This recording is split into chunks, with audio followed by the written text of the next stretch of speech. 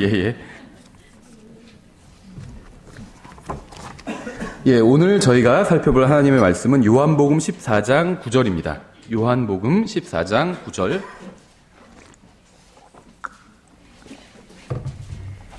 요한복음 14장 9절. 오늘 말씀은 예수님께서 이제 제자들에게 좀 책망하시는 말씀이죠. 요한복음 14장 9절.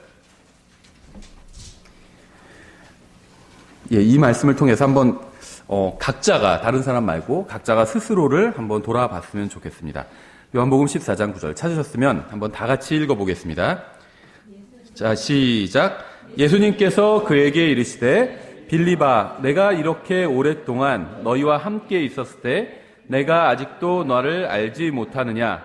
나를 본 자는 아버지를 보았거늘 어찌 내가 말하기를 우리에게 아버지를 보여주소서 하느냐? 아멘. 잠깐 기도하겠습니다.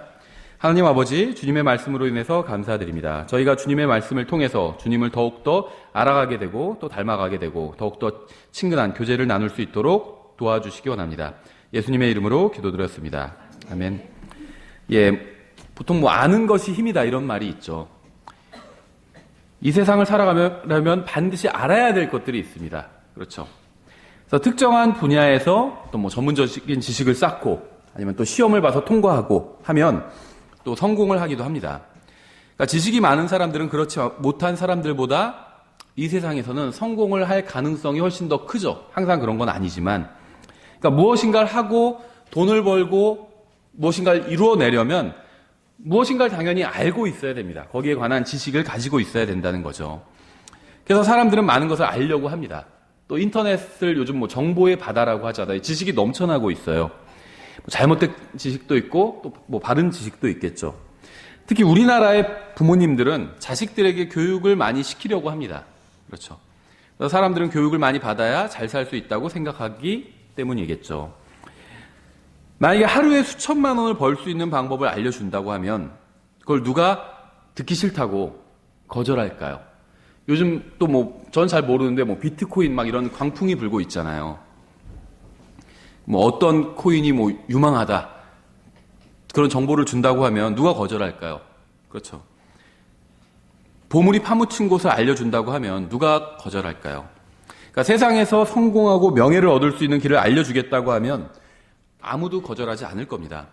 하지만 예수님을 알려준다고 하면 대부분 사람들이 거절합니다. 불과 10년, 20년 전에는 예수님에 대해서 말씀드리고 싶다 그러면 한 20, 30명 중에 1명 정도는 들어보겠다고 한 사람이 있어요. 10명 중에 1명 정도는 앉아서 얘기를 들어주었습니다. 복음을 전하겠다고 하면 들어줬다는 거예요. 지금은 거의 없어요. 100명 중에 한두 명도 없을 정도입니다. 거의 들어보겠다고 한 사람이 없어요. 예수님에 대해서 듣고 싶지 않다는 거죠. 예수님을 아는 것이 그리 중요하다고 생각하지 않기 때문이겠죠. 그래서 그들은 예수님도 모른 채 인생을 허무하게 살아가고 있는 겁니다. 예수님은 이 세상에서 가장 유명한 분이에요. 어떻게 보면 그렇죠. 어떤 면에 있어서는 거의 알려지지 않은 분이기도 합니다.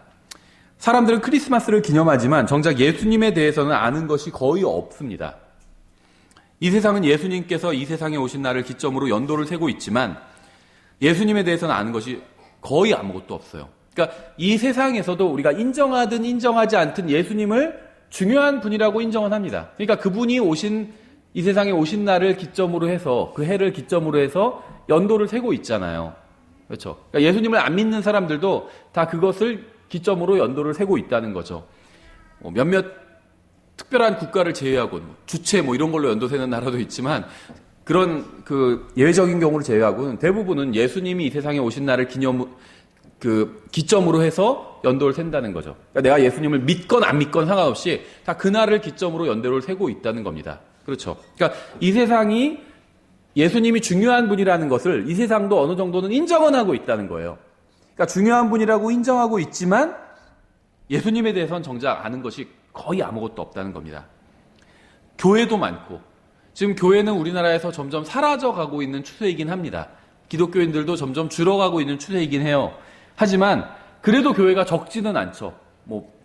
예전에는 편의점보다 더 많다 막 이런 얘기까지 있을 정도로 교회도 많고 또 기독교인도 한때 1,000만을 찍을 정도로 많았어요. 지금은 많이 줄었다고 합니다. 지금 뭐 600만 그 뭐 이하로 줄었다고 하는데 이단 포함해서 신천지 뭐 이단 포함해서 600만이라고 하니까 굉장히 적은 거예요. 그렇죠.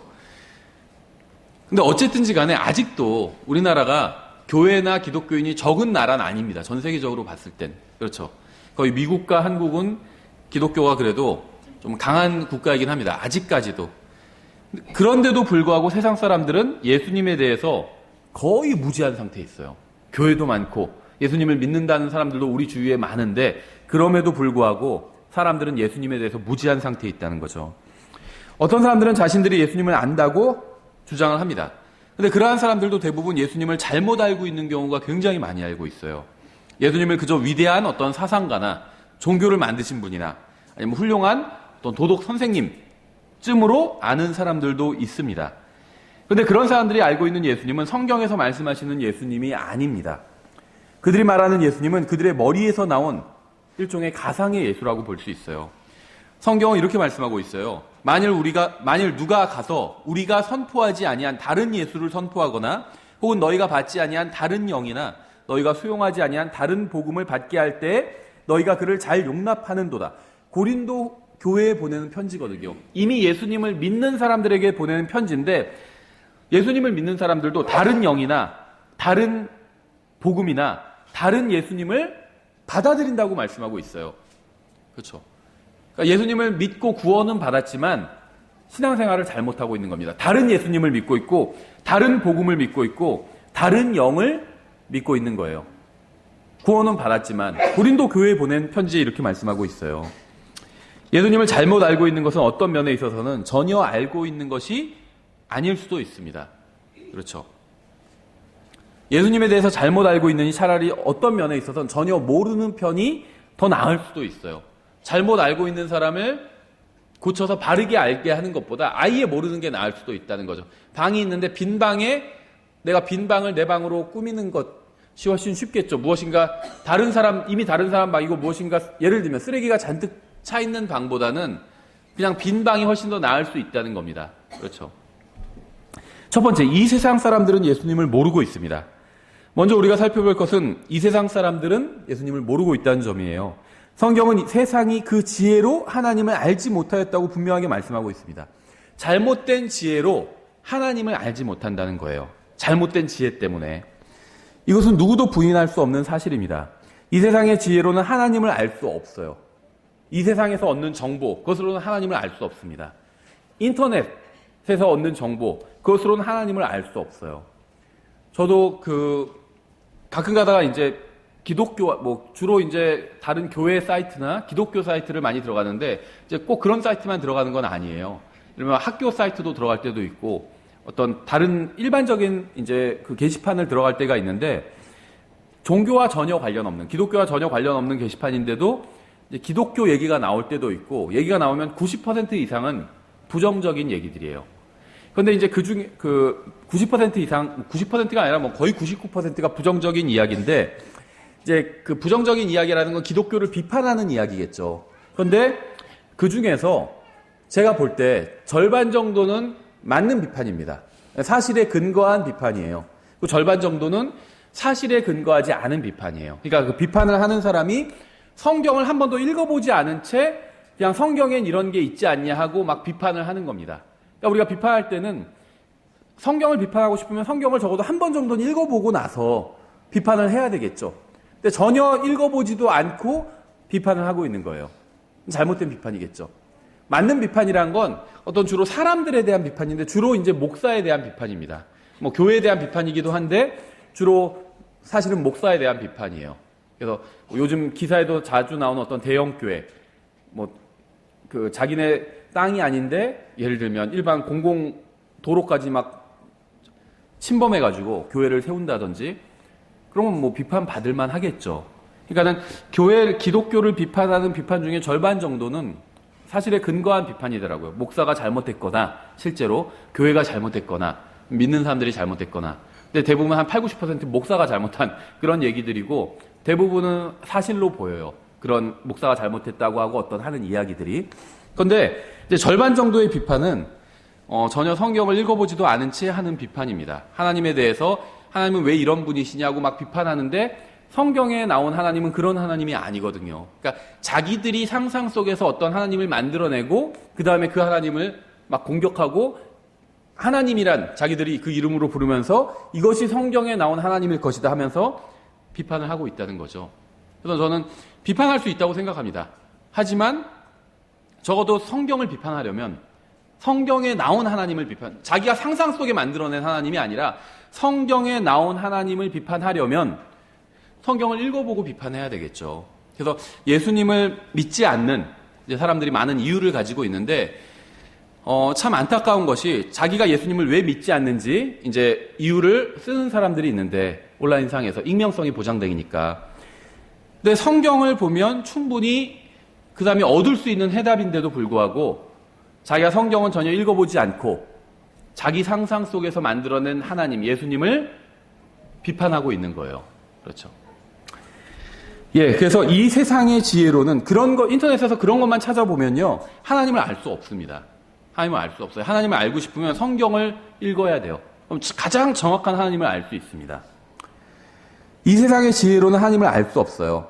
왜 그러냐 하면 이 세상 시스템을 장악하고 있는 신이 있습니다. 그 신이 걸러내요. 온라인상에서. 좋은 글들은 검색 잘 안 되게 해놓고 나쁜 글들은 검색 잘 되게 해놓고 그렇게 다 통제하고 있다는 거예요. 고린도서 4장 4절에서 이렇게 말씀하고 있어요. 그들 속에서 이 세상 사람들 말하는 겁니다. 이 세상의 신이 믿지 않는 자들의 마음을 가려 하나님의 형상이신 그리스도의 영광스러운 복음의 빛이 그들에게 비치지 못하게 하였느니라. 이렇게 말씀하고 있어요. 마귀가 사람들의 눈을 가리고 있다는 겁니다. 그래서 예수님을 알지 못하게 막고 있다는 거예요. 이 세상의 신인 마귀는 사람들이 예수님을 알지 못하도록 사람들의 눈과 귀를 철저하게 막고 있습니다. 근데 그걸 모르고 있을 뿐이에요. 눈이 막히고 귀가 막혀 있는데 자기는 다 알고 있다고 생각합니다. 그래서 사람들은 예수님도 모른 채 영원한 생명이 있다는 사실도 모른 채 예수님을 통해서 값없이 주시는 영원한 구원의 선물도 모른 채 쓸데없는 것들에 신경 쓰며 살다가 영원히 불타는 곳으로 결국 떨어지게 되는 겁니다. 마귀는 하늘과 땅을 두루 돌아다니면서 사람들을 미혹해서 지옥에 보내고 있습니다. 마귀는 대학교와 고등학교와 그 밖에 수많은 교육기관을 배후에서 조종하고 있어요. 그래서 학생들은 무신론 교육을 받고 있는 거예요. 20년간 학교에서 마귀의 교육을 받은 사람들은 결국 자기들의 지식 가운데 하나님 두기를 싫어하게 됩니다. 하나님께서는 그들을 또 그래서 버림받은 마음에 내버려 두시는 겁니다. 성경은 이 세상 사람들뿐 아니라 이 세상 자체도 악하다고 말씀하고 있어요. 왜냐하면 이 세상은 사람들이 예수님을 아는 것을 방해하고 있기 때문입니다. 이 세상 뉴스를 한번 생각해 보세요. 여러분은 예수 그리스도께서 인간을 구원하시고자 육신을 입고 오신 하나님이라는 사실을 보도한 뉴스를 보신 적이 있나요? 여러분 저녁 뉴스에서 예수 그리스도의 신성을 보도하는 것을 보신 적이 있나요? 십자가의 의미 이런 거 보도하는 뉴스 보신 적 있나요? 일간지들은 북한에서 잠수함이 넘어오면 일면 톱 기사로 보도합니다. 근데 사실 그게 그렇게 큰 빅딜이 아니에요. 빅딜이 아니에요. 지나고 나서 보면 큰일이 아니었다는 겁니다. 넘어갔다 지금도요. 북한에서 수없이 우리나라 잠수함 넘어갔다 들락날락하고 우리나라도 또 들락날락하고 있어요. 서로가.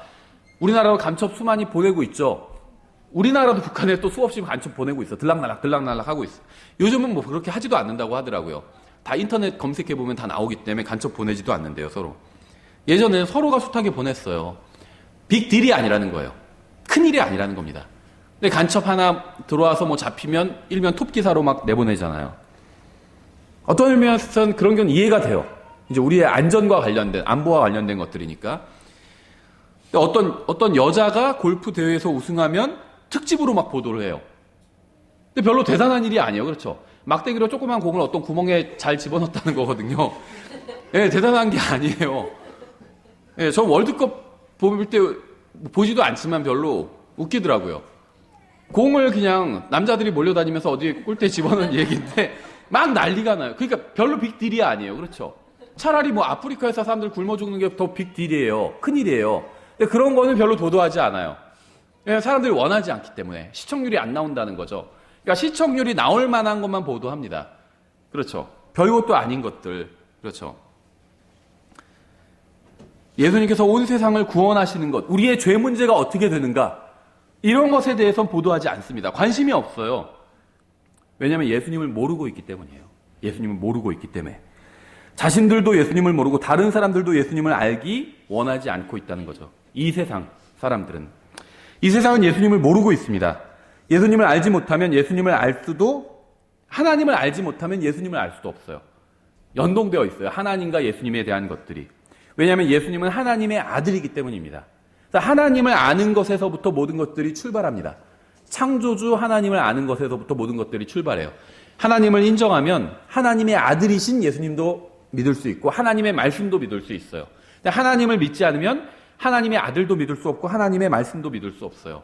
그래서 이 세상 교육은 예수님에 대해서 공격하지 않고 예수님에 대해서는 철저히 무관심으로 일관합니다. 그리고 공격하는 것은 하나님의 존재에 대해서 공격해요. 창조, 하나님의 창조에 대해서 공격합니다. 또 진화론 같은, 진화론은 전혀 검증된 어떤 과학이 아니거든요. 전 과학자가 아니지만 실험을 해서, 과학이라는 건 적어도, 저는 과학에 대해서 모르지만 실험을 해서 입증할 수 있어야 되는 것이 과학이잖아요. 그렇죠. 근데 진화론은 입증할 수가 없다는 거예요. 실험할 수가 없다는 거예요. 창조론도 마찬가지죠. 실험을 할 수가 없어요. 그러니까 이론이라고 부르는 거겠죠.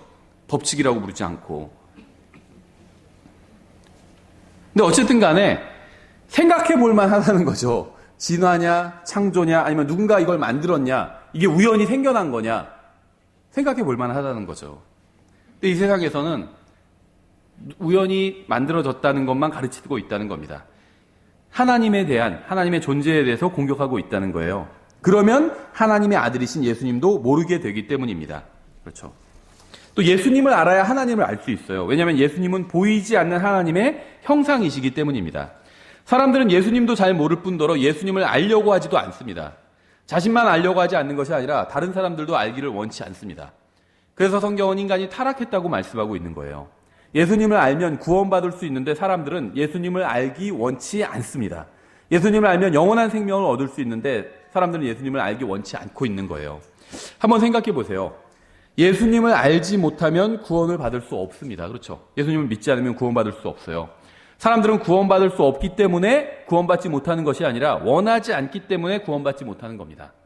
자, 이제 예수님을 알지 못하면 구원받을 수 없다는 것은 지금 이 시대에 하나님께서 주신 구원의 보편적인 방법입니다.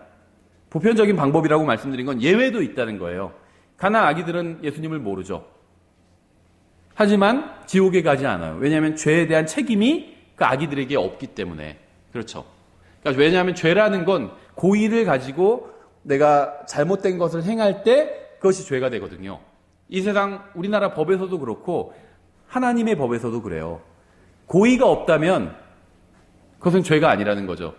일반적으로 이 세상에서도 하는 말이 고의를 가지고 잘못된 것을 할 때 그게 죄가 된다는 겁니다. 하나님 앞에서도 마찬가지예요. 고의가 전혀 없는, 아이들은 고의가 없잖아요. 죄로 하나님께서 그걸 죄로 인정하지 않으신다는 겁니다. 율법이 없으면 범법도 없다는 거예요. 법이 없으면 죄가 없다는 겁니다. 어떤 법에 대한 인식이 없으면. 그래서 일반적인 사람들은 예수님을 믿지 않기 때문에 지옥에 가는 겁니다.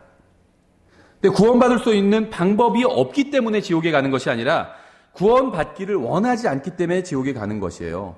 구원받을 수 있는데 구원받지 않는 것은 자기 자신에게 정말 큰 죄를 짓고 있는 겁니다. 그것은 자기 자신을 영원한 파멸에 스스로 내던지는 것이에요. 예수님을 알지 않으려 하는 것은 자신을 칼로 찌르거나 총으로 쏘는 것보다 자신에게 더 큰 해를 입히는 겁니다. 만약 여러분 중에 예수님을 구원자로 알지 못하시는 분이 있다면 반드시 예수님을 아셔야 돼요. 지금 내가 살아있을 때 이것이 우리의 인생이, 우리가 지금 살고 있는 이 인생이 절대 궁극적인 상태가 아니에요. 이것은 그냥 일시적인 상태일 뿐입니다. 영원으로 가기 위한, 영원한 생명이냐, 영원한 형벌이냐, 이 영원으로 가기 위한 일시적인 통로에 불과하다는 거예요. 그래서 이 일시적인 통로를 다 걸어가기 전에 반드시 구원받아야 된다는 겁니다. 죽어서 어디에 가는가, 이거보다 이 세상에 더 중요한 일은 없어요. 여러분, 이 세상 사람들이 왜 멸망하는지 아세요? 돈이 없기 때문에 멸망하는 것이 아닙니다. 교육을 받지 못했기 때문에 멸망하는 것도 아니에요. 사람들이 멸망하는 이유는 예수님을 모르기 때문이에요. 누구나 원하기만 하면 예수님을 알 수 있는데 예수님을 알려고 하지 않고 있습니다. 그래서 사람들은 불타는 고통의 장소로 던져지는 거예요. 예수님께서 나의 죄값을 다 치러주셨는데 그걸 인정하지 않기 때문에, 그걸 모르고 있기 때문에, 또 알아도 그걸 인정하지 않기 때문에 자기 스스로 죄값을 치러야 되는 겁니다. 예수님을 알려고 하지 않는 많은 사람들이 지옥의 불길 가운데서 아마 자신을 원망하게 될 거예요.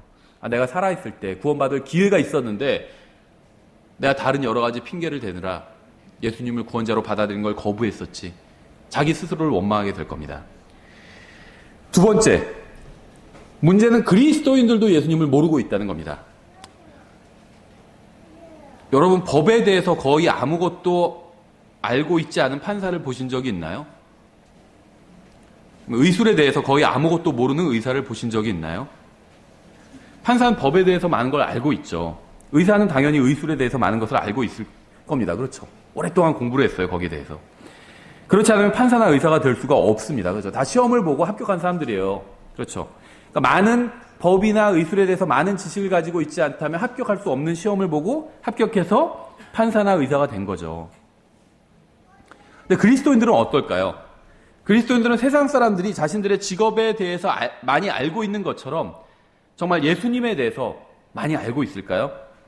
여러분은 아마 대부분 예수 그리스도를 주와 구원자로 받아들인 그리스도인일 겁니다.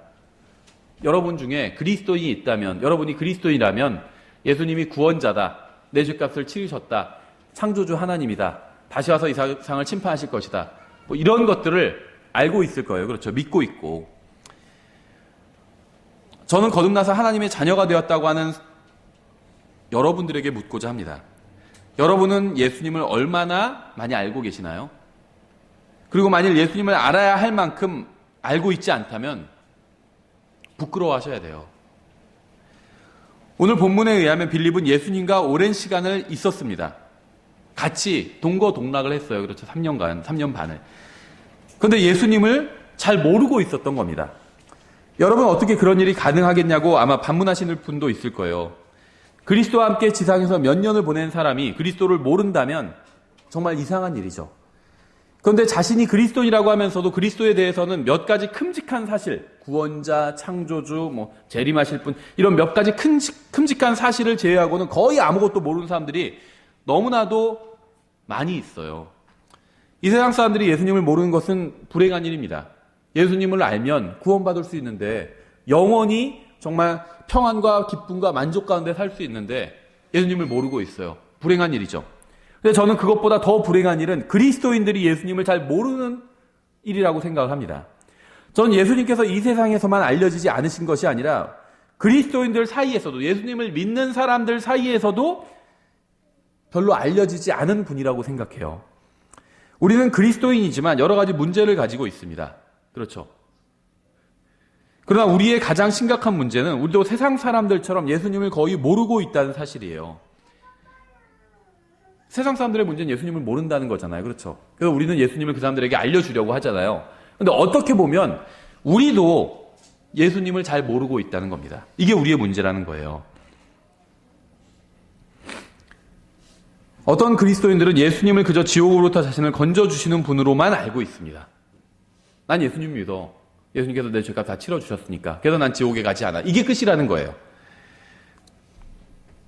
어떤 사람들은 그리스도를 그저 위기의 순간에 부르면 나타나서 구해주는 119 대원쯤으로 알고 있는 사람들도 있어요. 아니면 도깨비 방망이로 알고 있는 사람도 있어요. 예수님의 이름으로 무엇이든지 구하면 다 주신다. 이렇게만 알고 있다는 거죠.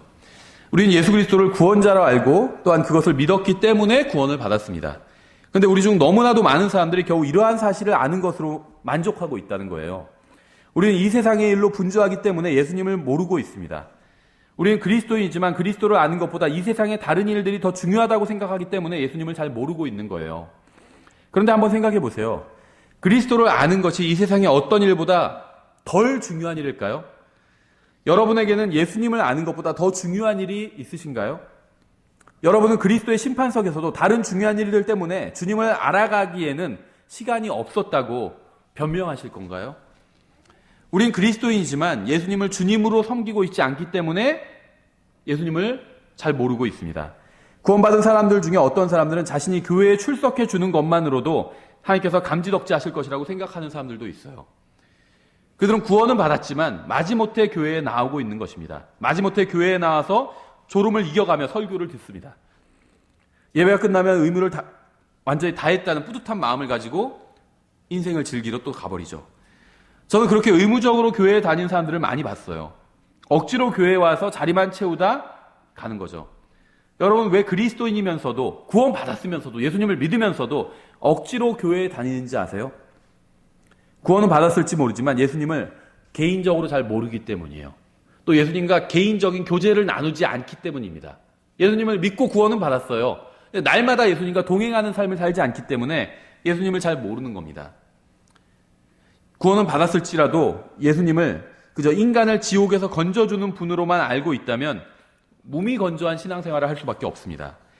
왜 사람들은 예수님에 대해서 무지할까요? 왜 구원받았다는 사람들마저도 예수님에 대해서 무지할까요? 아는 게 별로 없어요.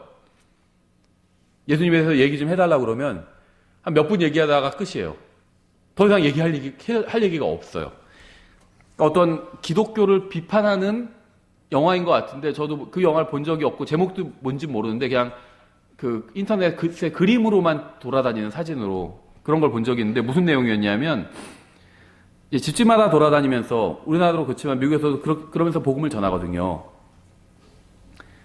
어떤 집에 초인종을 눌렀어요. 이제 남자 둘이 복음을 전한다고 하면서.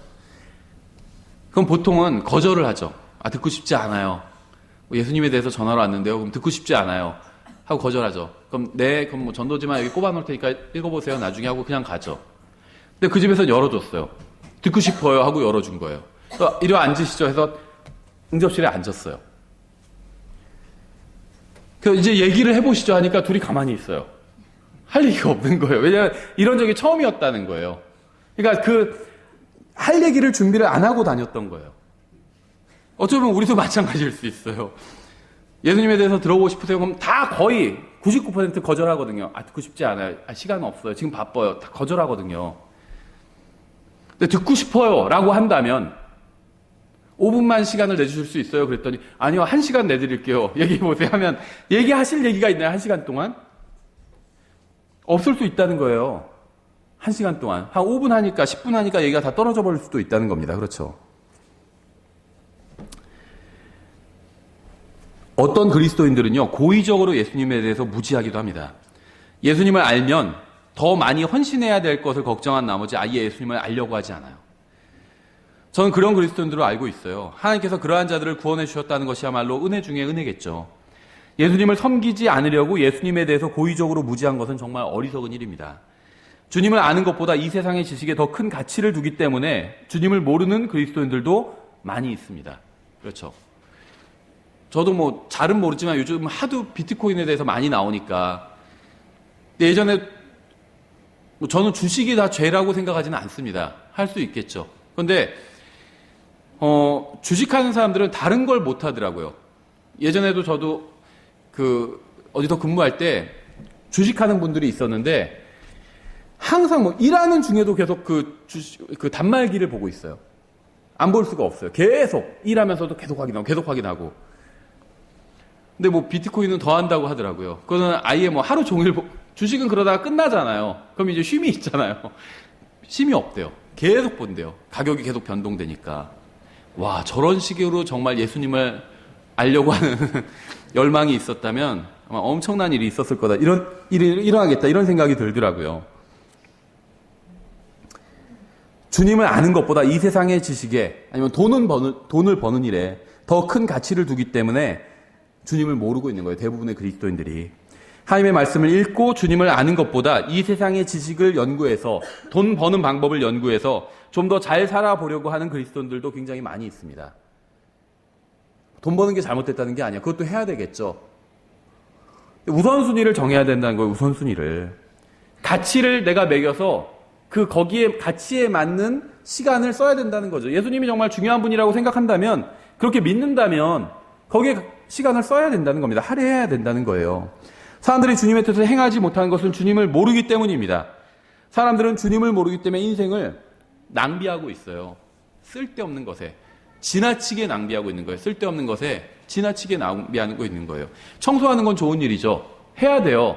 근데 하루 종일 청소만 하고 있다면 그건 문제잖아요. 그렇죠? 청소하느라 밥도 못 먹어요. 그건 문제라는 거죠. 밥 먹는 것도 필요한 일이에요. 하루 종일 먹고 있어요. 그것도 잘못된 거잖아요. 그렇죠? 밥 먹을 때 딱 먹고 딴 거 일할 때 일하고 다른 일들을 해야 돼요. 그러니까 아예 불필요한 일은 아니에요. 돈 벌어야죠. 먹고 살아야 되잖아요. 그렇죠? 근데 그것만 하느라 소중한 인생을 다 낭비해버리고 있다는 거예요. 10년 후, 20년 후 준비해야 되죠. 보험도 들고 저축도 해야 되고 30년 후 노후도 준비해야 되고 다 중요한 일이에요. 그리스도인은 뭐 노후 준비할 필요 없다 이렇게 믿는 사람도 있는데 그건 잘못된 겁니다. 준비해야 돼요. 주님께서 언제 오실지 모르기 때문에 올해 오실지 10년 후에 오실지 20년 후에 오실지 몰라요. 준비해야 돼요. 저축하는 게 잘못된 게 아닙니다. 예수님께서 또 차라리 돈을 은행에 맡기지 그랬느냐 그렇게 해요. 책망하신 적이 있어요. 해야 됩니다. 저축을. 잘못된 게 아니에요. 근데 30년, 40년 후는 준비하면서 영혼은 준비하지 않는다면 그게 어리석은 일이라는 겁니다. 세 번째, 영적 전쟁에서 승리하려면 예수님을 개인적으로 알아야 됩니다. 영적 전쟁에서 승리한다는 게 뭐 다른 표현이 아니에요. 굉장히 전투적인 표현이잖아요. 전쟁이라고 하니까. 인생을 가치 있게 사용한다는 겁니다. 가치 있게. 마귀에게 속아서 내 인생을 낭비하지 않는 거예요. 전 참 이상하더라고요. 사람들이 누구에게 속아서 돈을 낭비하면 굉장히 화를 냅니다. 그렇죠? 속아서 누가 어디에 투자하라고 정말 좋은 데라고 해서 투자했더니 거짓 정보였어요. 돈만 다 날렸어요. 그러면 어떻게 할까요? 1억을, 내가 여태까지 모은 1억을 모아놨는데 그걸 다 투자했는데 다 날렸어요. 그럼 그 나한테 투자하라고 알려주는 사람을 내가 좋게 생각할까요? 화가 나겠죠. 가서 막 따지겠죠. 그러니까 돈을 낭비하게 되면 굉장히 화를 낸다는 거예요. 뭐 당연하겠죠, 그건. 근데 인생을 낭비했을 땐 별로 그렇게 큰 화를 내지 않는다는 겁니다. 나쁘게 생각하지 않는다는 거예요. 누가복음 24장에는 엠마오로 가는 두 제자의 이야기가 나옵니다. 잘 아시는 얘기죠. 24장 13절부터 16절에 보라 바로 그 날에 그들 중에 두 사람이 예루살렘에서 60스타디온쯤 떨어진 엠마오라 하는 마을로 가면서 일어난 이 모든 일들에 관하여 함께 이야기하더라. 그들이 함께 이야기를 나누며 의논할 때 예수님께서 친히 가까이 오사 그들과 같이 가셨으나 그들의 눈은 가려져서 그분을 알아보지 못하더라. 빌립이 주님과 함께 있었지만 주님에 대해서 잘 알지 못했던 것처럼 주님의 부활 후에 엠마오로 가던 두 명의 제자들 역시 주님을 알아보지 못했습니다. 그들은 주님을 따른다고 하지만 주님에 대해서는 잘 몰랐기 때문에 주님을 알아보지 못했던 거겠죠. 주님께서 옆에 계신데 주님을 모른다면 얼마나 이상한 일일까요? 그러나 이것은 오늘날 예수님을 믿는다고 하지만 정작 그분에 대해서는 잘 모르는 사람들의 모습과 너무나도 유사해요. 주님을 알아보지 못했던 제자들을 향해서 주님께서 무엇이라고 말씀하셨는지 보겠습니다. 24장 25절부터 28절에 이에 그분께서 그들에게 이르시되 오 어리석고 대언 자들이 말한 모든 것을 마음에 더디 믿는 자들이여 그리스도가 이런 일들로 고난을 당하고 자기의 영광에 들어가야 함이 마땅하지 아니하냐 하시고 모세와 모든 대언자들의 글에서 시작하여 모든 성경 기록들에서 자기에 관한 것들을 그들에게 풀어 설명해 주시니라. 그들이 가고 있던 마을에 가까이 이르렀는데 그분께서 더 가려는 것 같이 하시거늘. 주님께서는 성경을 믿지 않고 주님을 믿지 않는 제자들을 책망을 하셨죠. 근데 이제 28절에 약간 좀 이상한 구절이 나오죠.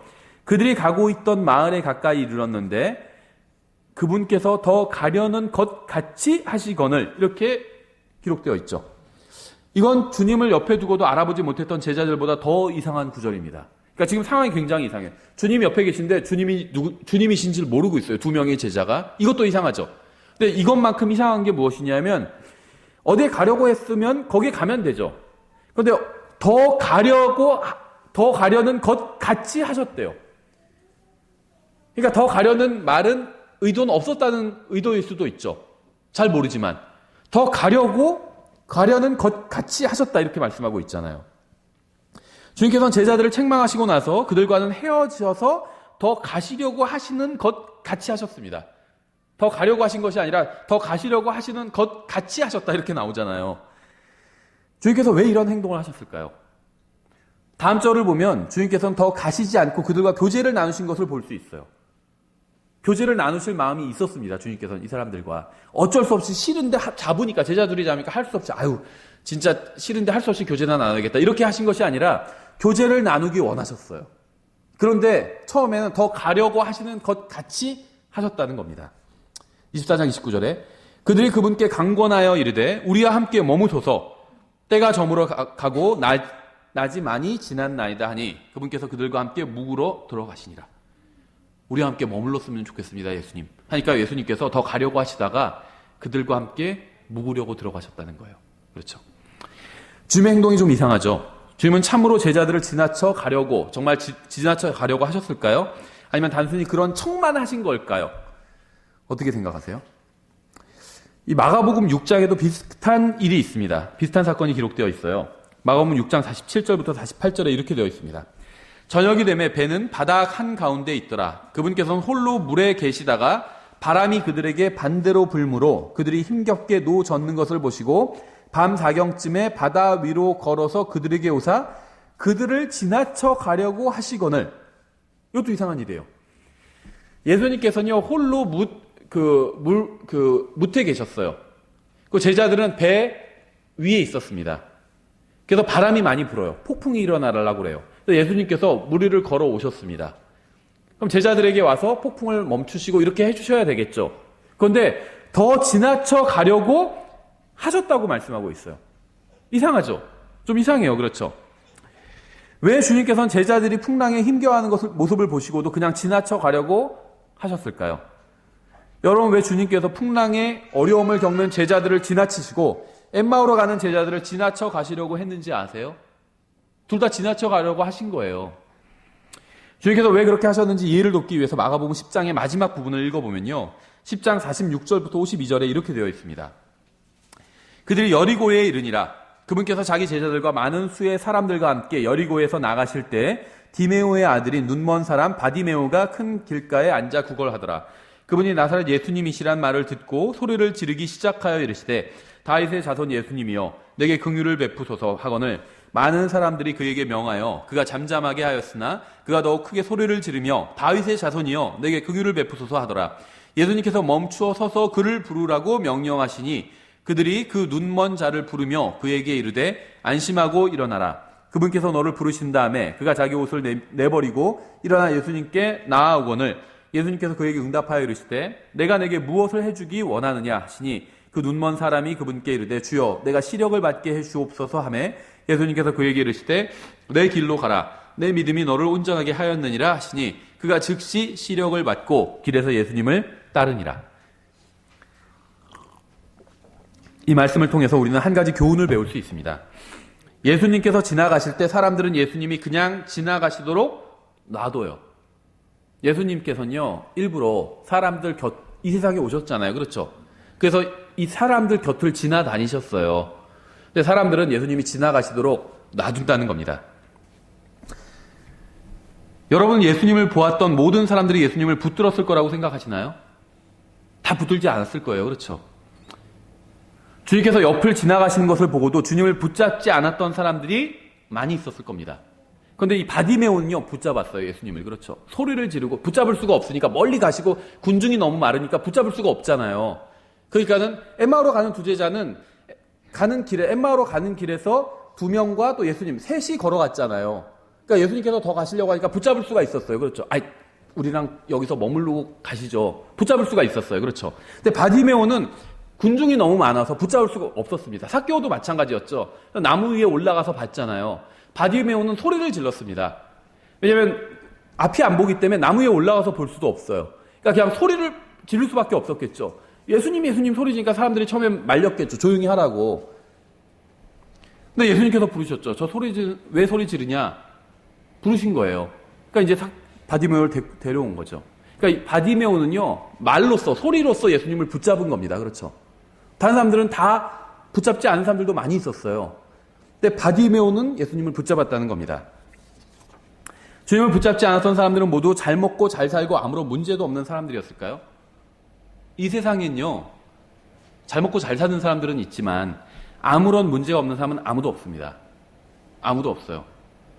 다 문제를 가지고 있습니다. 그렇죠. 우리나라에서 가장 돈이 많다고 하는 분도 문제가 있잖아요. 그렇죠. 감옥에 갔잖아요, 지금. 그래서 우리나라 최고의 재벌도 감옥에 갔어. 문제가 있어요. 문제 없는 사람은 없어요. 근데 왜 어떤 사람들은 예수님을 붙잡고 어떤 사람들은 예수님을 붙잡지 않았을까요? 바디메온 예수님 붙잡았죠. 그런데 어떤 사람은 예수님 붙잡지 않은 사람들도 많이 있었잖아요. 사람들은 예수님을 모르기 때문에 예수님이 옆으로 지나가시는데도 붙잡지 않은 겁니다. 1차적인 이유가 예수님이 누구신지 모르시기 때문에 지나가는데도 붙잡지 않았다는 거예요. 예수님이 누구신지 모르는 사람은 예수님을 붙잡지도 않고 예수님께 간구하지도 않겠죠. 사람들은 자신들이 아는 만큼만 예수님을 믿습니다. 그리고 믿는 만큼만 예수님을 의지해요. 믿지도 못하는데 의지할 수도 없고 알지도 못하는데 믿을 수가 없죠. 예수님을 믿는 것은 중요한 일입니다. 그런데 믿기 위해서는 예수님을 알아야 돼요. 기본적으로. 확실한 믿음은 확실한 지식에서 오기 때문입니다. 그러면 예수 그리스도를 아는 것은 굉장히 중요해요. 예수님이 구원자라는 사실을 알면 예수님을 붙잡겠죠. 날 구원해달라고. 그래서 구원받게 되는 거죠, 사람이. 우리 인생도 마찬가지예요. 예수님이 구원자일 뿐만 아니라 우리 인생도 인도해 주실 수 있는 분이라고 믿는다면 나의 인생의 모든 길을 그분께 의탁하는 겁니다. 근데 구원을 받았는데 자기 마음대로 사는 사람들이 있잖아요. 예수님이 인생을 인도해 주실 수 있는 분이라고, 가장 정말 나의 인생을 가치 있게 사용하실 수 있는 분이라는 걸 모르기 때문에, 믿지 않기 때문에 예수님께 나의 인생을 맡겨드리지 않는 거예요. 예수님이 누구신지 알고 예수님을 붙잡는 사람들은 큰 축복을 받았습니다. 우리는 예수님께서 어떤 분이신지 알아야 돼요. 그래야 예수님을 붙잡고 축복을 간구할 수 있습니다. 오늘날 사람들은 예수님을 잘 모르고 있어요. 왜냐하면 인터넷과 TV를 너무나도 많이 보고 있기 때문이에요. 그래서 오히려 바보가 되고 있는 거예요. 인터넷과 TV를 너무 많이 보고 있기 때문에. 어떤 사람들은 예수님께서 마냥 우리를 기다리시는 분으로 잘못 알고 있습니다. 저는요, 하나님께서, 이건 성경엔 없는 말이지만 제가 지금까지 30년 가까이 성경을 읽어오면서 내린 결론 중에 하나는, 하나님께서는 모든 사람들에게 한 번 이상의 기회를 주신다고 믿습니다. 구원받을 수 있는 한 번 이상의 기회를 주세요. 근데 만약 수백 번 기회를 주시는 건 아닌데, 어떤 사람한테는 2번 주실 수도 있고, 어떤 사람은 3번, 어떤 사람은 10번 주시는 경우도 있어요, 인생에서. 근데 적어도 한 번 이상은 주신다는 거죠. 근데 마냥 기회를 주시고 마냥 기다려 주시는 것은 아니라는 겁니다. 예수님을 마냥 우리를 기다려 주시는 분으로 알고 있다면 그건 예수님을 잘못 알고 있는 거예요. 예수님은 우리의 종이 아니에요. 주인이지. 예수님은 우리에게 동냥을 하러 오신 분이 아니에요. 그래서 어떤 분은 복음 잘 때 아주 좋은 의도로 하시는 거겠지만 붙잡고 늘어지는 경우가 있어요. 제발 예수님 한번 믿어주세요 하면서 부탁하고 돈도 주고 먹을 것도 사주고, 그런 친구도 본 적이 있어요. 좋은 마음으로 하겠죠. 근데 예수님을 믿으면 예수님이 이득을 보시는 게 아니라 우리가 이득을 보는 거예요. 예수님은 손해날 게 하나도 없어요. 제가 지옥에 가면 제가 거기서 슬피 울며 이를 갈미 있는 거지, 예수님께서 통곡하시는 게 아니라는 거예요. 예수님께서는 우리를 지나쳐 가실 겁니다. 우리가 붙잡지 않으면. 이건 구원받았든 구원받지 않았든 마찬가지예요. 구원받지 않은 사람은 예수님이 지나쳐 가실 때 붙잡아야 돼요. 정말 예수님을 믿어야 될까? 할 때 믿어야 돼요. 하나님께서는요, 구원받지 않은 사람의 마음속에서도 일하시거든요. 어떻게 일하시는 줄 아세요? 내가 죄인이란 걸 가르쳐 주세요. 내가 정말 하나님 앞에서 죄인인가? 죄인인 것 같다. 이런 생각이 드는 건 그냥 내 혼자 드는 생각이 아니야. 사람은 오히려 자기를 다 정당화하려고 하거든요. 본성적으로. 타락한 인간은 본능적으로 자기를 정당화하려고 그래요. 근데 내가 죄인이라는 걸 깨닫게 된 때가 있잖아요. 알게 된 때가 있잖아요. 인정하게 된 때. 그건 성령님께서 역사하신 거예요. 내 마음속에서. 그때 그걸 받아들여야 돼요. 그 다음에 두 번째는 예수님이 구원자라는 사실을 알려주시거든요. 내 마음속에. 구원자일 수도 있다. 예수님이 구원자다. 너 구원하실 수 있다. 이런 생각이 들게 해주시거든요. 그때 붙잡아야 돼요. 그럼 구원받을 수 있게 되는 거예요.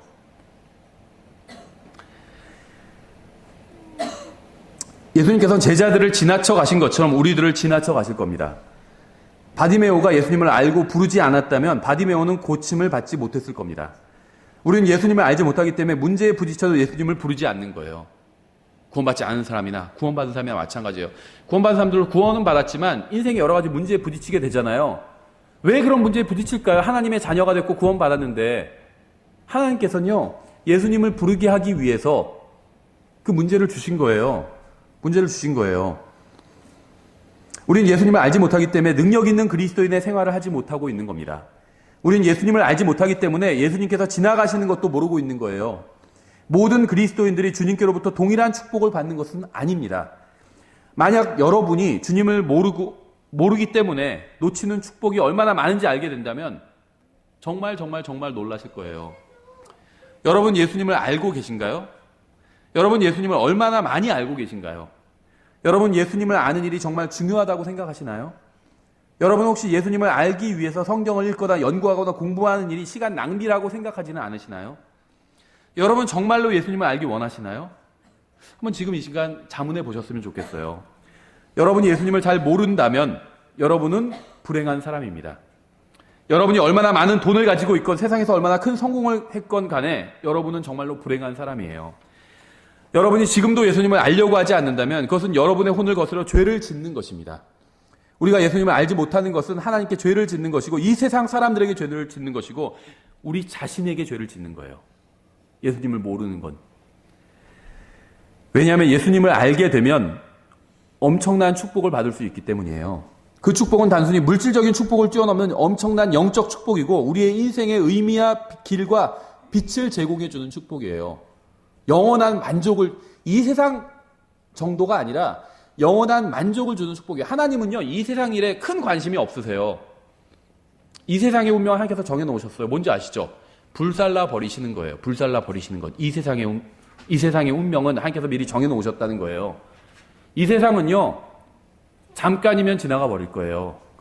하나님께서 관심을 갖고 계신 건 영원이에요. 영원.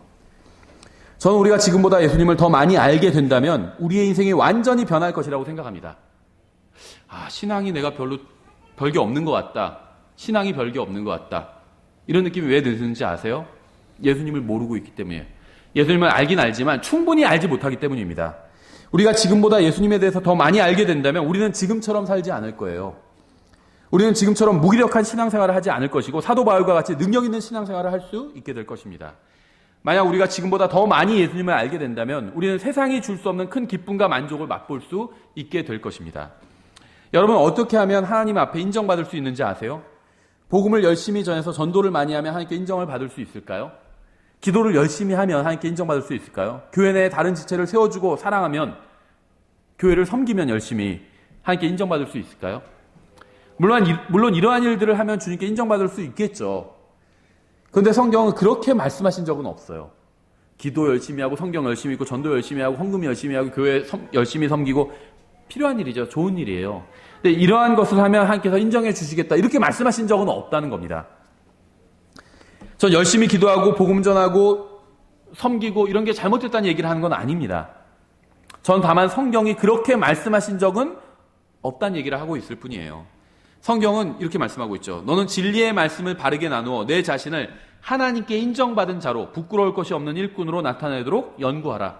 다시 말하면 성경을 연구해야 인정받을 수 있다는 겁니다. 성경에 하면 우리가 하나님 앞에서 인정받을 수 있는 유일한 방법은 하나님의 말씀을 연구하는 거예요. 우리는 하나님의 말씀을 연구하지 않아도 하나님의 자녀로서 사랑받을 수 있습니다. 성경을 읽지 않으면 구원받은 사람은 하나님의 사랑을 더 이상 받지 못한다. 이런 얘기가 아닙니다. 구원받은 사람은 하나님의 자녀예요. 구원이 취소되지 않습니다. 무슨 일이 있어도 한 번 구원받은 사람은 구원이 취소되지 않아요. 왜냐하면 구원은 출생이기 때문이에요. 출생이기 때문에. 출생을 취소할 수 없어요. 자식을 낳고 보니까 후회가 된다. 자식을 가만히 보니까 후회가 돼요.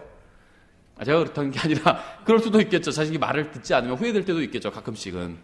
근데 그걸 취소할 수는 없다는 거예요. 출생은 취소할 수가 없어요. 하나님의 마음은 바뀌지 않습니다.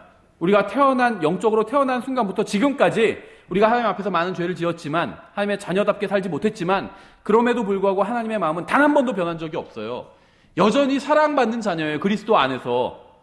왜냐하면 우리는 예수님 안에 들어가 있기 때문에 하나님께서 우리를 보실 땐 나 개인으로 보지 않고 예수님을 보시는 거거든요. 나를 보실 때 예수님을 보시게 돼요. 사랑하지 않을 수가 없다는 거예요. 하나님께서는 저를 항상 순종한 자녀처럼 사랑해 주신다는 겁니다. 그렇죠. 성경을 연구하지 않아도 하나님께 사랑을 받을 수는 있어요. 하지만 하나님의 말씀을 알아야, 하나님의 말씀을 연구해야 하나님께 인정받을 수 있다는 겁니다.